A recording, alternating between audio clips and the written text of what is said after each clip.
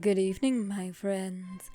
Tonight, I will be doing something a little different from usual.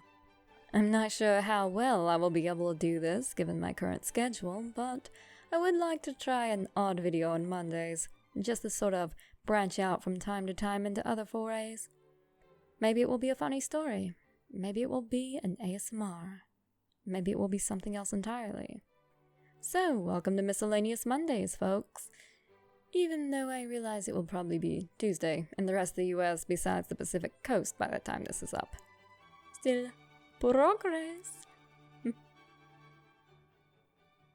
Wanna hear how I got these scars?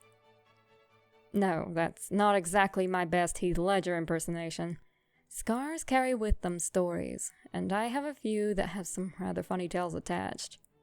In this case, I'm going to talk about a particularly amusing one I have on my wrist, and how it got there.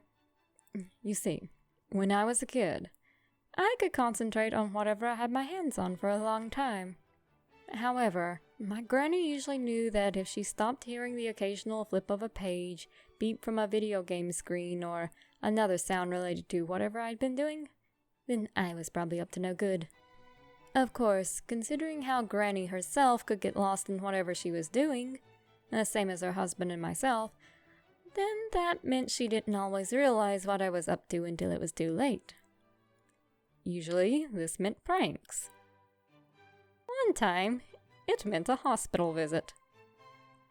Let me elaborate. This was the week after I had returned from camp. Yes, the same year that really strange incident took place. See the video with the warning voice for what I'm referring to. Well, after all of the craziness from that previous week, coming back to the normal course of working in the tobacco fields and watching cartoons and spooky TV shows was boring. And we all know how "I'm bored" should rank up there on the famous last words list. Seriously, at this point, I actually have a list of a bunch of phrases that could have been my own last words if things had gotten just a wee bit worse. Well, since this was a week where Papa was working in hay instead of tobacco, this meant that Granny and I got to chill around her house. So, when Granny laid down to take a nap, I suddenly became unimpressed with what I was doing and ventured off to find something else. I couldn't really go outside at the time because it was prime mosquito season, and I didn't have any form of repellent nearby. Since I didn't fancy being decked out in welts like a deformed hybrid cross of a human and Dalmatian, I decided to see what I could get into in the kitchen. Since Granny already had enough supper planned and there were plenty of leftovers from the day before, cooking was out. However, science experiments were not. I decided I was going to make a volcano. At least, just the explosive part. I found a large box of baking soda and a half-full jug of apple cider vinegar and got to work. I'm going to explain the setup I was working on because this is important to the story. Granny's kitchen counter has this large semicircular portion that extends out over some spice rack shelves, then curves back in and stretches out to where the sinks are, ending just before her range-top stove, meaning there's a bit of a 2-inch strip of counter in front of the sinks. My first unwitting volunteer happened to be an almost empty bottle of red raspberry flavoring. It didn't taste the best in the world and was getting close to the expiration date, so I dumped the contents out so it could properly meet its destiny with a clean interior. I filled the bottle about a fourth way with baking soda and then added the vinegar, capping the lid on and tightening it as it started to spew. Of course, all this did was expand the bottle. I took the lid off of it and wound up sending the flying foam everywhere, leaving about a fifth of the bottle with this icky white sludge in it. I poured more vinegar in, letting it fuzz a bit, but it didn't seem to react well with the tainted baking soda, so I dumped it. That was when I spotted it. An old glass spice jar. one with a rubber stopper attached to a heavy glass lid. It was perfect. I dumped much less of a ratio of baking soda into this glass jar, splashed some vinegar in, and then capped the lid on it. Then I rested my hand on the metal partition between the two sinks, crossing one foot over the other and standing there like I was the biggest hotshot scientist in all of the backwoods, which at 14 I probably thought I was. So here I am, waiting for this lid to pop out like a cork from a champagne bottle, when physics decided to break some news to me. Small spice jar necks are not nearly as long as wine bottle necks, so they do not have nearly the same propulsionary abilities. In hindsight, barely tapping the lid onto the top might have gotten the results I had wanted, but I had jammed that lid on there so hard that there was no air getting out from the sides of this thing. So, as those of you who didn't have the common sense of a bored 14-year-old might have guessed, the bottle exploded. I just kind of flinched and startled because, well, that really wasn't the effect I was going for, and I managed to hop out of the way in time for a piece of glass half the size of the former bottle to sail from the strip of the bar jutting out across the sinks as it careened onto the floor and nearly hit my bare toes. Of course, the not-so-insignificant pow the explosion made woke my granny up, and she just knew I was up to no good. So in walks Granny into the kitchen, only for the strong smell of vinegar to accost her nose. As she stood there, taking in the shards of glass littering the counter and her once clean floor, the fizzing sludge explosion all over her counter, and her eldest grandchild standing there with her hands tugging at the collar of her own shirt and looking incredibly guilty, all she could say was, "What happened?" And me, with the infinite wisdom of any child who knows she did a dumb, replies, "I don't know, it just happened," while looking down at the mess I obviously made. At some point during this conversation, I had lowered my arms, and my grandmother noticed something else a wee bit more pressing than the failed display of mad science I had created. "What's that on your shirt?" she asked. I looked down at the rainbow-colored tie-dye shirt I was wearing to see a small splotch of orange right in the center of the yellow streak. And of course, I didn't know what that was for about 2 seconds. My first thought was, I didn't eat any spaghetti sauce, before I realized there are other things that make orangish stains. The other things that aren't orange, but red. I then looked down at my wrist that was on that side of my body. As I lifted it and relaxed it back, I had only a moment to notice the thin little line across the flesh before people juice started oozing out. And, being a 14-year-old nerd whose common sense had fled the moment I decided to be a one-woman demolition crew in my grandmother's kitchen, my first thought is to yell, "I've hit my capillaries! I'm gonna die!" Not my proudest moments, by far. So my granny calmly walks over to me, takes one look, and just shakes her head.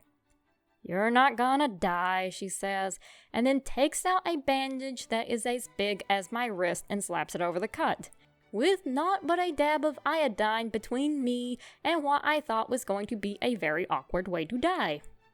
She then shoos me off to get my shoes while she starts in on the mess, and after it's all cleaned up, I go lay down because I at least remembered that I needed to keep my hand above my heart level, which also looked kind of funny as I'm cleaning the kitchen with this one arm way up in the air over my head. And eventually, even the icy cold, stinging pain shooting through my wrist every few seconds isn't enough to deter the desire for a nap. And I accept the fact that I am probably going to wind up with my name on my very own Darwin Award. An hour later, I wake up. Still alive, only now with a crippling case of morbid embarrassment. A few hours after that, my mother shows up and hears the story. Then proceeds to laugh her butt off, all the way to the hospital where she took me to get my wrist x-rayed for any glass that might have been embedded inside of it. I will never forget the nurse that attended me. She was this incredibly tall, huge lady from India. Had the thickest Indian accent I have ever heard. She bounds into the room and, looking over my wrist, asked me what happened. I told her I got it cut with a piece of glass. She asked, "Oh, did you put your hand through a screen door?" To which I then looked sheepishly at my mother, who has me tell her what happened. So I did.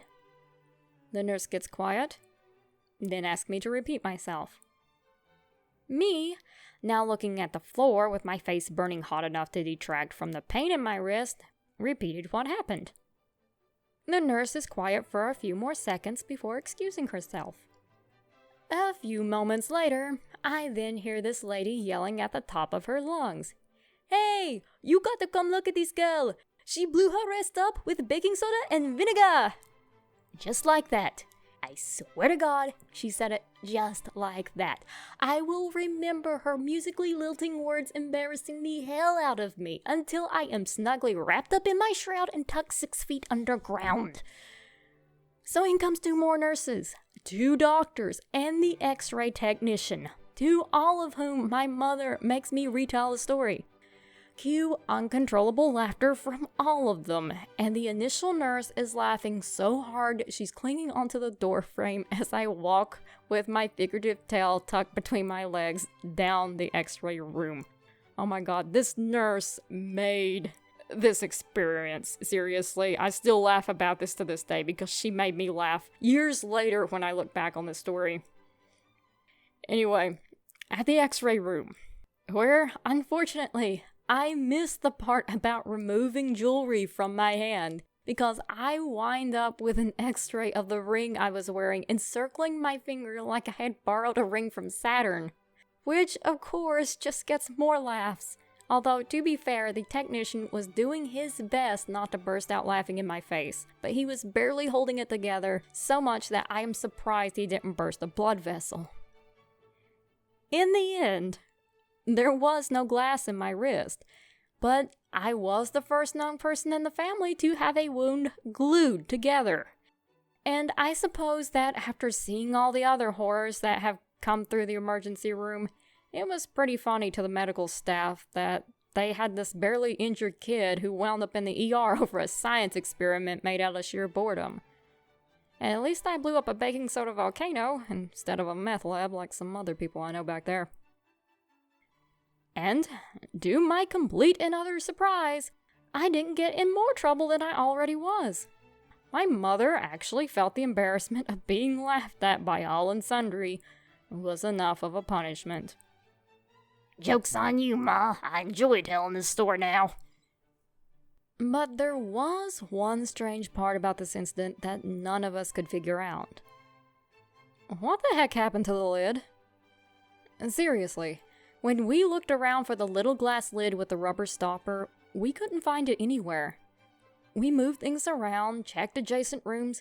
I even looked around the ceiling to see if it had launched with such force that it busted through the plaster. But no dice.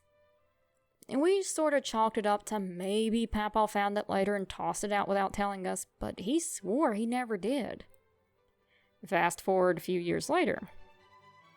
In the same week, I dropped 2 2-liter bottles and Papa had a couple of bottles of Diet Dr. Pepper explode in his freezer he forgot to take out after chilling them. After we both cleaned up our messes, and we're both half a country away from one another at this point, we realize that the lids from the bottles have vanished yet again. So what keeps happening to these lids? At this point, I just joke with friends that once, many years ago, there was some Thanos-type tyrant in another universe that was on the cusp of taking over that portion of the cosmos. And, while he or she was in the middle of their great and villainous monologue, they got knocked out by a glass spice jar lid that broke the space-time continuum. This led to years of peace until the tyrant got over their humiliation and tried to take over everything again, almost succeeding before getting knocked out by another 4 bottle caps, thus ending the reign of terror forever Because who wants to be known as the guy who got conquered by someone whose weakness was errant bottle caps? Either that, or we've got a ghost following us around that collects bottle caps. Regardless, I got a good story out of this, and possibly the start of a bad sci-fi novella. So I chalk that up as a win.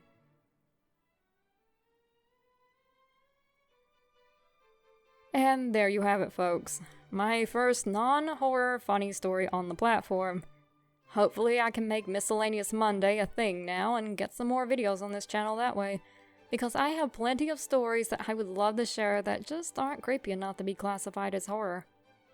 But I want to know what you all think, so leave your thoughts in the comments below. Alright, if you enjoyed this video, please like, share, and subscribe. Don't forget to hit the notification bell too, so you can catch your latest spooky fix the moment it comes out. And check out my Patreon page at patreon.com/Phantasmal Poppy. Thank you. Good night. And see you all real soon.